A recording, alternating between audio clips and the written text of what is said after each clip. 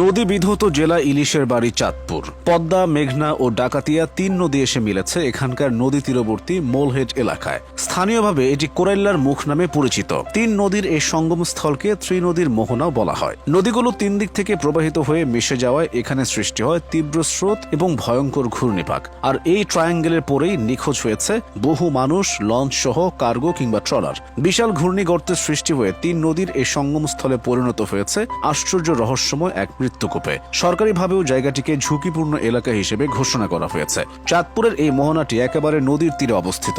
সাধারণত নদীর তীরে গভীরতা কম হয়, কিন্তু তীর পার্শ্ববর্তী হওয়া সত্ত্বেও এই মোহনাটি অনেক গভীর বর্ষাকালে, যা রীতিমতো রহস্যময় মৃত্যুকূপে রূপান্তরিত হয়। পার থেকে পানির ভয়ঙ্কর ঘূর্ণি দেখলে গায়ের লোম পর্যন্ত দাঁড়িয়ে যায়। এই মোহনা নিয়ে লোকমুখে অনেক গল্প প্রচলিত আছে। জনশ্রুতি আছে মোহনাটি সৃষ্টি হয়েছে এক ছেলের অভিশাপে। শত বছর আগের সে সময়ে মোহনা স্থলে কোনো নদী ছিল না, ছিল ছোটখাটো বাজার, হোটেল আর দোকানপাট। সেখান থেকে কয়েক কিলোমিটার দূরে ছিল নদী। এক বিকেলে ছোট্ট একটি দরিদ্র ছেলে সে বাজারের এক হোটেলে গিয়ে খাবার চায়। হোটেল মালিক তাকে তাড়িয়ে দেয়। পুনরায় খাবার চাইতে গেলে ছেলেটিকে আবারও তাড়িয়ে দেওয়া হয়। এরপরও ছেলেটি সে হোটেলে যায়। এবার হোটেল মালিক রেগে মেগে তার গায়ে গরম তেল ছুঁড়ে মারে। অসহ্য যন্ত্রণায় চিৎকার করে কাঁদতে কাঁদতে ছেলেটি চলে যায়। সে রাতেই হোটেল অবধি কয়েক কিলোমিটার জায়গা নদী ভাঙনে পানির অতলে হারিয়ে যায়। তৈরি হয় মোহনা।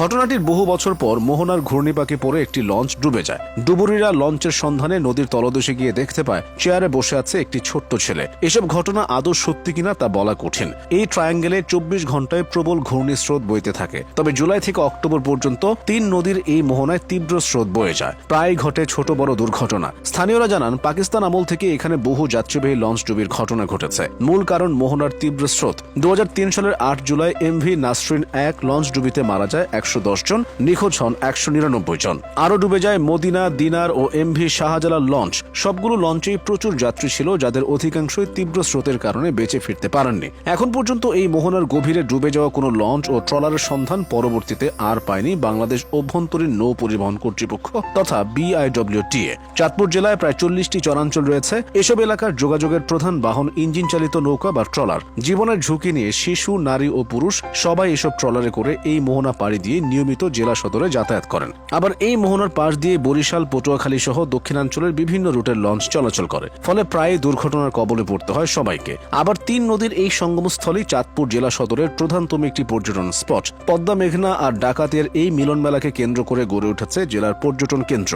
এখানকার পশ্চিম দিগন্তে মেলে নান্দনিকের সূর্যাস্ত দেখা। নির্মল বাতাস আর নদী তীরে আছড়ে পড়া ঢেউয়ের গর্জন ভ্রমণ পিপাসু মানুষের মনে দেয় অন্যরকম দোলা। ফলে দেশ বিদেশের ভ্রমণ পিপাসুদের কাছে পছন্দেরই এক স্থান এটি। তবে প্রতিটি সুন্দরের আড়ালে কোনো না কোনো ক্ষত লুকিয়ে থাকে। তেমনই চাঁদপুরের এই ত্রিনদীর মোহনার আড়ালে লুকিয়ে আছে রহস্যময় এক ভয়ঙ্কর মৃত্যুকূপ। কিভাবে যাবেন আলোচিত চাঁদপুরের মোহনায়? চাঁদপুর জেলার প্রাণকেন্দ্র শপথ চত্বর মোড় থেকে রিক্সা, অটোরিক্সা বা নিজস্ব গাড়ি নিয়ে যাওয়া যায়। শপথ চত্বর থেকে এর দূরত্ব মাত্র 1 থেকে 1.5 কিলোমিটার। চাঁদপুর বড় স্টেশনের পশ্চিম পাশে পদ্মা, মেঘনা ও ডাকাতিয়ার সঙ্গমস্থলে অবস্থিত ত্রিকোণাকার অংশটি মোলহেড বা স্থলভূমিকে রক্ষার বাঁধ।